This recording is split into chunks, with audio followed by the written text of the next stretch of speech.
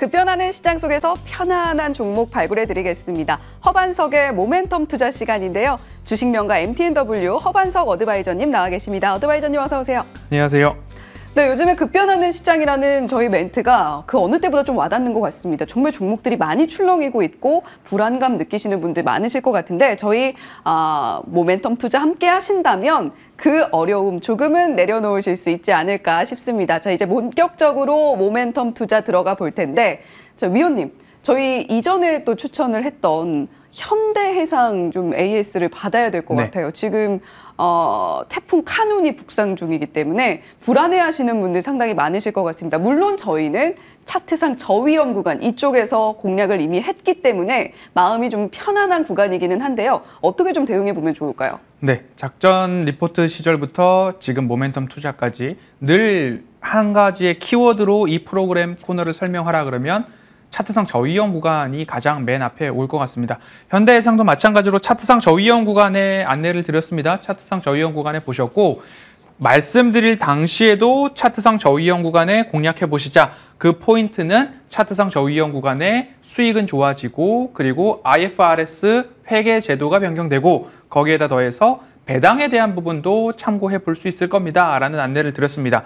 추천 당시에 차트가 이렇게 나와 있고요. 그리고 나서 화면을 돌려보면요. 지금 현재가 구간 어제 종가 기준으로는 차트가 바뀌어져 있겠죠? 그럼 여기서 공략을 했고요. 그 다음으로 이렇게 올라가 있는 모습 화면 다음 장 보여주시기 바랍니다. 그러면 여기서 공략을 하고 이렇게 올라와 있는 모습 보입니다. 하지만 다시 조정이 나왔다가 올라갈 가능성이 보다 더 높다라고 안내를 드린 상황이고요.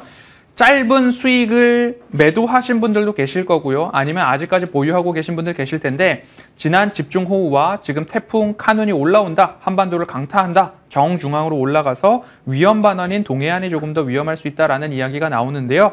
거기에 따라서 손해보험사들이 다시 조정을 받을 수 있습니다. 하지만 지금 보유하고 계신다라고 한다면 일시 조정에 잠깐 비중을 줄였다가 다시 차트상 저위험 구간에 재진입하시는 것도 하나의 대응 방법이 될 것 같고요. 하지만 배당에 대한 여력도가 높기 때문에 나는 배당도 볼 수 있다라고 하신다면 오히려 이곳에서 조정이 나왔을 때 비중을 확대하는 전략도 괜찮기 때문에 비중 축소 앤 차트상 저위험 구간에 재매수도 가능하겠다. 그리고 배당까지 보신다면 1차 목표가 35,000원까지 한번 가지고 가시는 것도 배당과 차익 실현 모두 다 함께 누려보시길 AS 드리도록 하겠습니다. 네, 이미 공략 이후에 수익 구간 접어들어 있는 상황이기 때문에 우리가 앞으로 어떻게 대응을 할 수 있을지 여러 가지 시나리오 제시를 해주셨으니까요. 태풍 대비는 각자 또 단단히 해보시고 종목 현대해상 대비는 오늘 허 위원님께서 단단하게 해주신 것 같습니다. 자, 그렇다면 모멘텀 투자 오늘은 어떤 종목 살펴볼지 화면 통해서 바로 확인해 보죠. 자, 오늘의 모멘텀 투자 종목입니다. 아비코 전자인데요. 이 종목 최근에 좀 많이 오르지 않았나요? 차트상 저위험 구간 저희가 공략을 해봐야 될 텐데 자, 모멘텀들 어떤 것들이 있는지 바로 확인해 보겠습니다. 자, 아비코 전자의 투자 포인트입니다. 먼저 이슈 모멘텀 확인해 볼게요. 복귀입니다. 사실 아비코 전자 저희 방송 시청하신 분들이라면 그렇게 낯선 종목은 아니에요. 그렇죠? 모멘텀 투자 레터, 모멘텀 투자에서도 이미 아비코전자가 많이 말씀을 드렸습니다.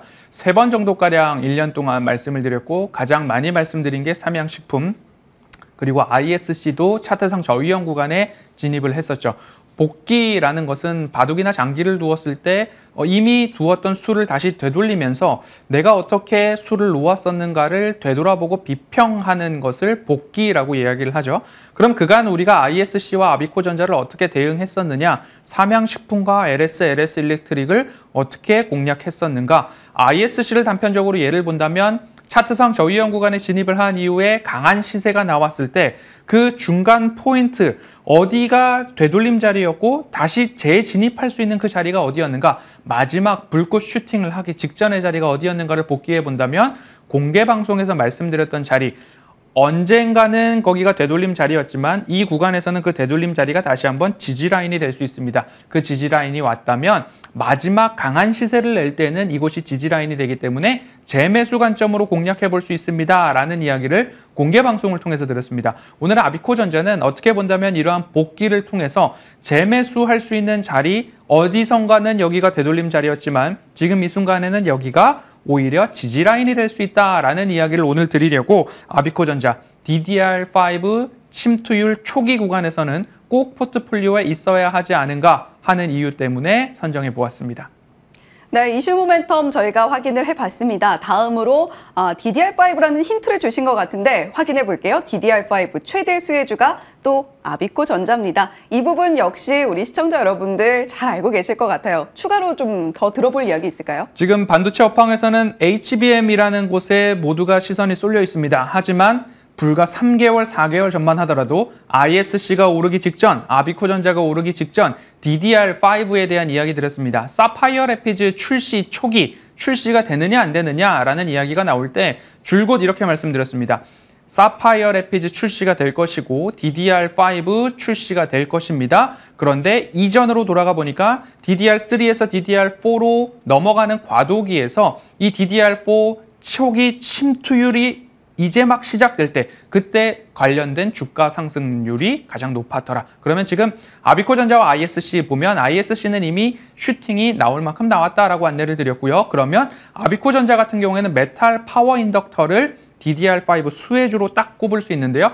DDR4 시절에는 전력 관리를 메인보드가 담당을 했다면 DDR5 시절에는 D램에 PMIC라고 하는 전력 반도체 칩이 D램에 그대로 탑재가 됩니다. 그럼 여기에 들어가는 인덕터, 수동 소자에 대한 부분들이 아비코전자가 생산을 하고 있기 때문에 DDR5의 가장 큰 수혜주로 아비코전자를 놓칠 수가 없겠다. 모두가 아직 얘기를 안 할 때 2차 전지를 보고 있을 때 1월, 3월 삼성 SDI를 아비코전자 ISC 보자라고 말씀을 드렸고 지금 8월에 접어들어서 아비코전자는 재공략 시점이 되었다라는 안내해 드리도록 하겠습니다.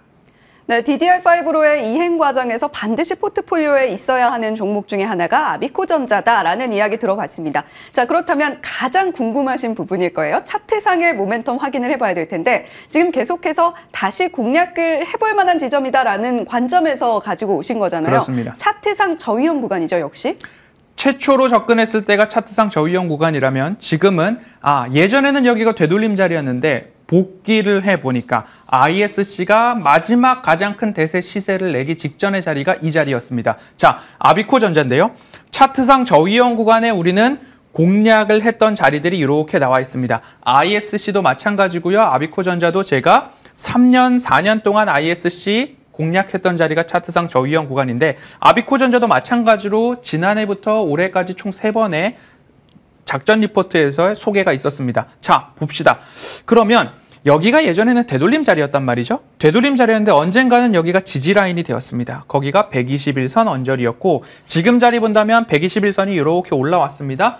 여기가 어디선가는 저항의 자리였지만 지금부터는 이 자리가 지지라인이 될 수 있다라는 이야기. 왜냐? 영업이익이 증가하고 시장이 상승하고 있고 121선이 많이 올라왔기 때문에 이 자리에서 지지가 나와준다면 다시 한번 16,000원 이상을 바라볼 수 있는 그림을 그려볼 수 있지 않을까. 그래서 아비코전자는 차트상 저위험 구간을 잡으려면 다시 한번 이 고점을 찍고 내려와야 차트상 저위험 구간이 올 것 같다라는 판단이고요. 그렇다라고 한다면 어디선가는 저항이었지만 이제부터는 여기가 새로운 지지라인이 될 수 있다. 아비코전자는 반도체 볼 때에 HBM 다음으로 DDR5 지금 자리에서 보셔야 된다라는 말씀드리면서 매수가는 15,000원 언저리에서 매수하셔야 된다라고 말씀을 드리고 싶고요. 1차 목표가로는 18,000원 제시해 드리도록 하겠습니다. 네, 이제까지 저위험 구간에서 늘 공략을 해드렸던 아비코전자이기 때문에 이제는 지지라인에서 새롭게 아비코전자 우리가 한번 바라보자라는 관점으로 하단의 가격 전략까지 함께 제시를 해주셨습니다. 지금까지 MTNW 어드바이저 허반석 어드바이저와 함께 모멘텀 투자 했습니다. 자, 어드바이저님 오늘 말씀 고맙습니다.